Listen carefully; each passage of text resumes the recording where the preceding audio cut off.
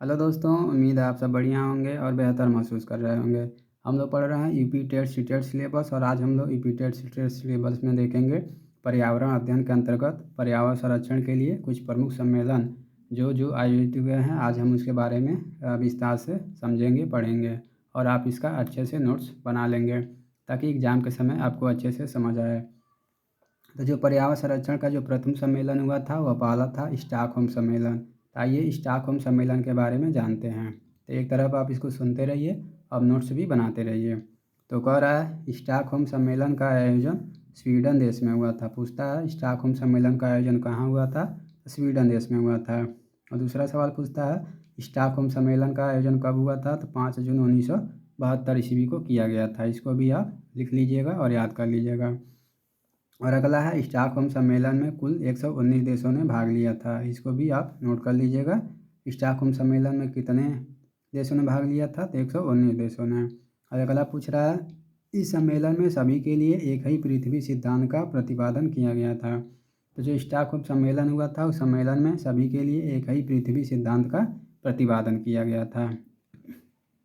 अब अगला कह रहा है इसके अंतर्गत कहा गया कि पूरी पृथ्वी आपकी अपनी धरोहर है और आप अपने क्षेत्र विशेष में ऐसी कोई गतिविधि आयोजित नहीं करेंगे जिसका नकारात्मक प्रभाव पूरी पृथ्वी पर पड़े। तो जो स्टॉकहोम सम्मेलन था उसके अंतर्गत कहा गया पूरी पृथ्वी आपकी अपनी धरोहर है यानी अमानत है और आप अपने क्षेत्र विशेष में ऐसी कोई गतिविधि आयोजित नहीं करेंगे जिसका नकारात्मक प्रभाव पूरी पृथ्वी पर पड़े। अब अगला कह रहा है इस सम्मेलन में यह निर्णय लिया गया कि नए पौधों को लगाकर वायु प्रदूषण को कम किया जाएगा और मृदा अपरदन को रोका जाएगा। ठीक है ना? तो जो स्टॉकहोम सम्मेलन था उसमें कुछ निर्णय लिया गया जिसमें पहला था नए पौधों को लगाकर वायु प्रदूषण को कम किया जाएगा और मृदा अपरदन को रोका जाएगा। और दूसरा जो बात था वो कहा गया था अपशिष्ट पदार्थों को जल में नहीं बहाया जाएगा। और तीसरा बात जो था वह कहा था वर्षा जल का संग्रहण किया जाएगा।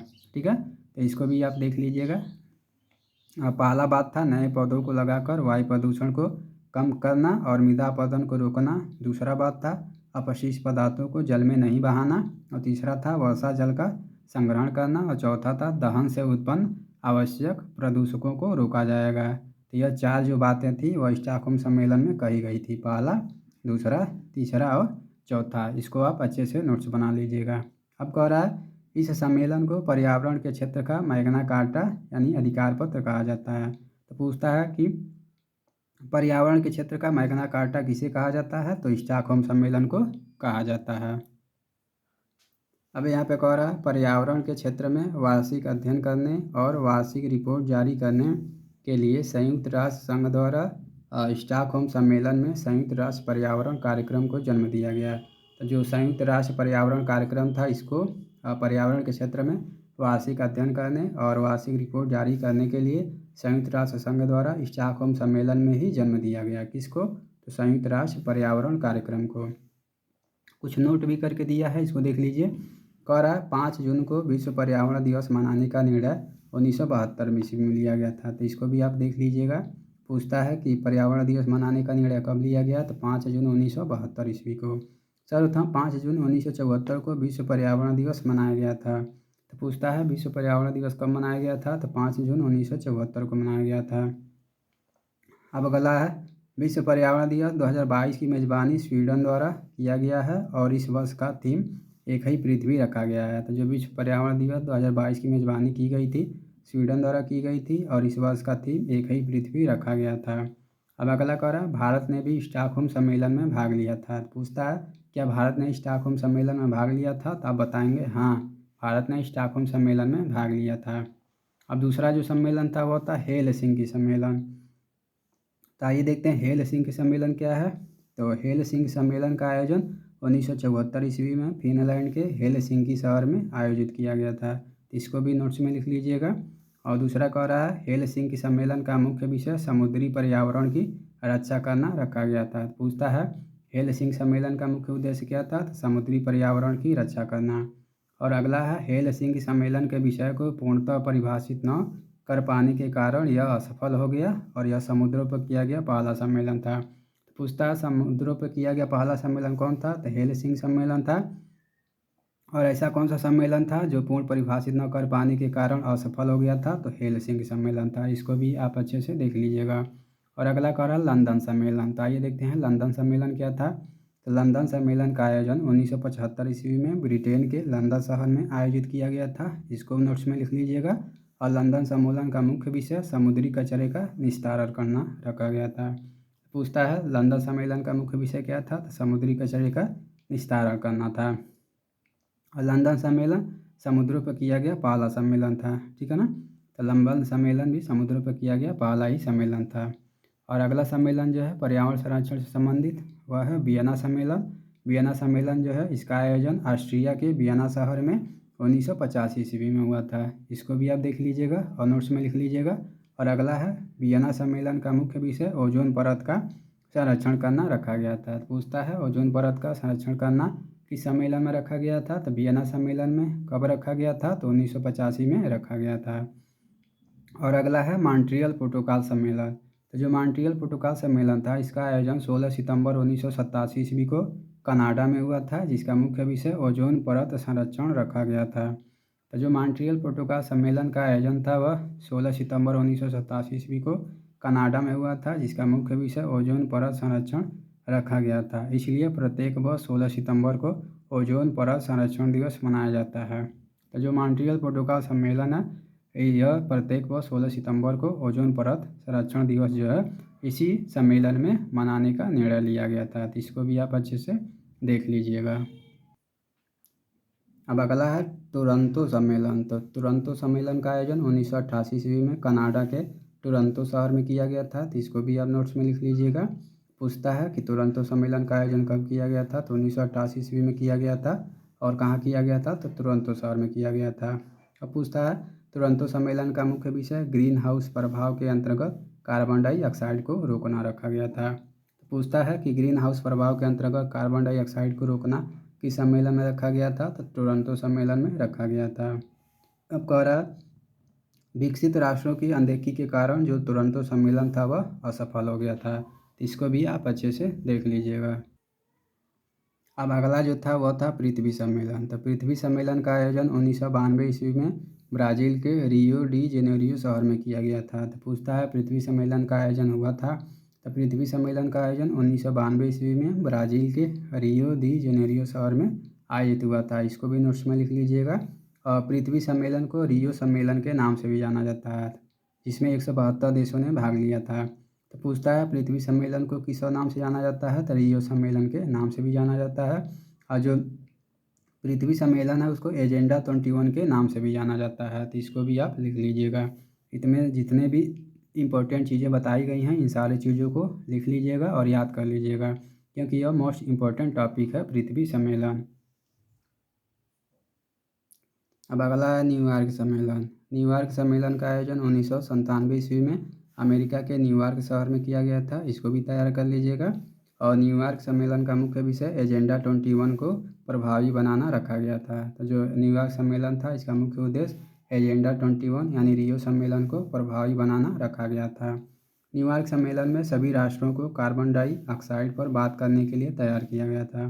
तो जो न्यूयॉर्क सम्मेलन का आयोजन हुआ था उस सम्मेलन में सभी राष्ट्रों को कार्बन डाइऑक्साइड पर बात करने के लिए तैयार किया गया था। इसको भी आप देख लीजिएगा।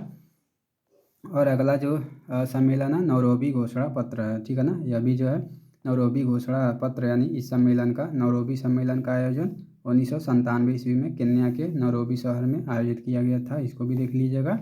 और अगला है क्योटो प्रोटोकॉल सम्मेलन। तो जो क्योटो प्रोटोकॉल सम्मेलन था इसका आयोजन 1997 ईस्वी में जापान के क्योटो शहर में किया गया था। तो जो क्योटो प्रोटोकॉल सम्मेलन का आयोजन था 1997 ईस्वी में जापान के क्योटो शहर में किया गया था। इसको भी देख लीजिएगा। और क्योटो सम्मेलन का मुख्य विषय ग्रीन हाउस प्रभाव के अंतर्गत कार्बन डाइऑक्साइड को रखा गया था। जो क्योटो सम्मेलन था इसका मुख्य विषय ग्रीन हाउस प्रभाव के अंतर्गत कार्बन डाइऑक्साइड को रखा गया था। इसको भी देख लीजिएगा। और क्योटो सम्मेलन में 5% कार्बन कटौती का निर्णय लिया गया था। तो जो क्योटो सम्मेलन था इसमें 5% कार्बन कटौती का निर्णय लिया गया था, ये भी पूछता है। और कार्बन कटौती का निर्णय नए पौधे लगाकर किया जाना था। ठीक है। और क्योटो प्रोटोकॉल जो है कब लागू हुआ था? तो 2005 ईस्वी में लागू हुआ था। इसको आप देख लीजिएगा। जो क्योटो प्रोटोकॉल था इसका आयोजन तो 1997 में ही जापान के क्योटो शहर में शुरू हो गया था, लेकिन जो क्योटो प्रोटोकॉल था 2005 ईस्वी में लागू हुआ था। अब अगला कह रहा है जोहान्सबर्ग सम्मेलन। तो जो जोहान्सबर्ग सम्मेलन था इसका आयोजन दक्षिणी अफ्रीका के जोहान्सबर्ग सम्मेलन में 2002 ईस्वी में किया गया था। तो जो जोहान्सबर्ग सम्मेलन था इसका आयोजन दक्षिण अफ्रीका के जोहान्सबर्ग शहर में 2002 ईस्वी में किया गया था। और जोहान्सबर्ग सम्मेलन को Rio+10 के नाम से भी जाना जाता है, इसको भी देख लीजिएगा। और जोहान्सबर्ग सम्मेलन का मुख्य विषय सतत विकास रखा गया था। ये भी सवाल पूछता है, इसको भी देख लीजिएगा।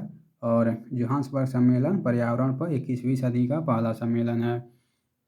तो जोहान्सबर्ग के बारे में जो जोहान्सबर्ग सम्मेलन हुआ था इतनी चीज़ें हमने बताई हैं, इसका आप नोट्स अच्छे से बना लीजिएगा। अब हम Rio+20 सम्मेलन। तो Rio+20 सम्मेलन का आयोजन ब्राज़ील के रियो डी जेनेरियो शहर में 2012 ईस्वी में आयोजित किया गया था। तो जो Rio+20 सम्मेलन था इसका आयोजन ब्राज़ील के रियो डी जेनेरियो शहर में 2012 ईस्वी में आयोजित किया गया था। और Rio+20 सम्मेलन का मुख्य विषय सतत विकास पर बल देना रखा गया था। तो जो Rio+20 सम्मेलन था इसका मुख्य विषय सतत विकास पर बल देना रखा गया था। और Rio+20 सम्मेलन में फ्यूचर वी वांट की संकल्पना जारी की गई थी। तो इसको भी आप देख लीजिएगा। Rio+20 सम्मेलन के बारे में इतनी बातें कही गई हैं, इसको आप नोट्स में लिख लीजिएगा। और अगला है पेरिस जलवायु समझौता। तो जो पेरिस जलवायु समझौता था इस सम्मेलन का आयोजन फ्रांस के पेरिस शहर में 2015 ईस्वी में आयोजित किया गया था। तो पेरिस जलवायु समझौता का आयोजन फ्रांस के पेरिस शहर में 2015 ईस्वी में आयोजित किया गया था। और पेरिस जलवायु समझौते को COP21 के नाम से भी जाना जाता है। ये भी पूछता है COP21 के नाम से किसको जाना जाता है? पेरिस जलवायु सम्मेलन को। और पेरिस जलवायु सम्मेलन में कार्बन कटौती के लिए बाध्यकारी समझौता किया गया था। तो इसको भी आप अच्छे से देख लीजिएगा कि जो पेरिस जलवायु समझौता था इसमें कार्बन कटौती के लिए बाध्यकारी समझौता किया गया था। अब अगला UNFCCC जिसको United nation framework convention on climate change के नाम से जाना जाता है। तो आइए देखते हैं इस सम्मेलन। तो UNFCCC संस्था की स्थापना 1994 ईस्वी में किया गया था। और एजेंडा 21 इस संस्थापना के समय में लागू माना जाता है। ठीक है, तो एजेंडा 21 है वह UNFCCC स्थापना के समय से ही लागू माना जाता है। और UNFCCC संस्था का मुख्यालय जर्मनी के वान शहर में स्थित है, इसको भी आप देख लीजिएगा। और UNFCCC संस्था का मुख्य कार्य वर्ष के अंत में भागीदार देश को किसी स्थान विशेष पर बुलाकर पार्टीज का आयोजन किया जाएगा, जिसमें कॉन्फ्रेंस का आयोजन होगा। इसे ही कॉन्फ्रेंस ऑफ पार्टीज कहा गया है। ठीक है ना। तो UNFCCC से जुड़ी इतनी सामान्य जानकारियाँ हैं। इसकी स्थापना 1994 और UNFCCC को एजेंडा 21 जो है इसी स्थापना के समय से लागू हुआ। और UNFCCC संस्था का मुख्यालय जर्मनी के वान शहर में स्थित है। और UNFCCC संस्था का मुख्य कार्य वर्ष के अंत में भागीदार देश को किसी स्थान विशेष पर बुलाकर पार्टीज का आयोजन करना था, जिसमें कॉन्फ्रेंस का आयोजन होना था। और इसे ही कॉन्फ्रेंस ऑफ पार्टीज कहा गया। तो आइए देखते हैं COP यानी कॉन्फ्रेंस ऑफ पार्टीज 1 के बारे में। तो जो कॉन्फ्रेंस ऑफ पार्टीज 1 था इसका आयोजन अप्रैल 1995 ईस्वी में किया गया था। और इसका आयोजन जर्मनी के बर्लिन शहर में किया गया था। तो इसको भी आप देख लीजिएगा। और कॉन्फ्रेंस ऑफ पार्टीज 1 जो था इस सम्मेलन का मुख्य विषय जलवायु परिवर्तन रखा गया था। तो जो कॉन्फ्रेंस ऑफ पार्टीज 1 था इस सम्मेलन का मुख्य विषय जलवायु परिवर्तन रखा गया था, इसको भी आप देख लीजिएगा। और दूसरा है कॉन्फ्रेंस ऑफ पार्टी 26। तो जो कॉन्फ्रेंस ऑफ पार्टी 26 था इस सम्मेलन का आयोजन नवंबर 2021 ईस्वी में किया गया था। तो जो कॉन्फ्रेंस ऑफ पार्टी 21 था इस सम्मेलन का आयोजन नवंबर 2021 ईस्वी में किया गया था। और कॉन्फ्रेंस ऑफ पार्टी 26 सम्मेलन का आयोजन स्कॉटलैंड के ग्लासगो शहर में किया गया था, जो UK यानी यूनाइटेड किंगडम का हिस्सा है, इसको भी देख लीजिएगा। और COP26 सम्मेलन का मुख्य विषय ग्रीन हाउस प्रभाव रखा गया था। तो पूछता है कि COP26 का मुख्य उद्देश्य क्या था, मुख्य विषय क्या था? तो ग्रीन हाउस प्रभाव रखा गया था। और अगला है कि इस सम्मेलन में भारत ने शून्य कार्बन उत्सर्जन की घोषणा 2070 ईस्वी तक करने के लिए किया है। ठीक है ना। तो जो COP26 सम्मेलन है इसी सम्मेलन में भारत ने शून्य कार्बन उत्सर्जन की घोषणा 2070 ईस्वी तक करने के लिए किया है, इसको भी आप अच्छे से देख लीजिएगा। तो उम्मीद करते हैं पर्यावरण संरक्षण के लिए जितने सम्मेलन थे वो आपको बता दिए। और इस सम्मेलन से जितने भी प्रश्न आएंगे आप एग्ज़ाम में अच्छे से कर पाएंगे। तो इसका नोट्स आप अच्छे से बना लीजिएगा और आगे के अपडेट के लिए चैनल को सब्सक्राइब कर दीजिएगा, लाइक कर दीजिएगा और बेल आइकन को क्लिक कर दीजिएगा। और अगर आपके कोई सगे संबंधी दोस्त होंगे तो उनको भी शेयर कर दीजिएगा ताकि उनको भी पर्यावरण से संबंधित जानकारी मिल सकें। धन्यवाद।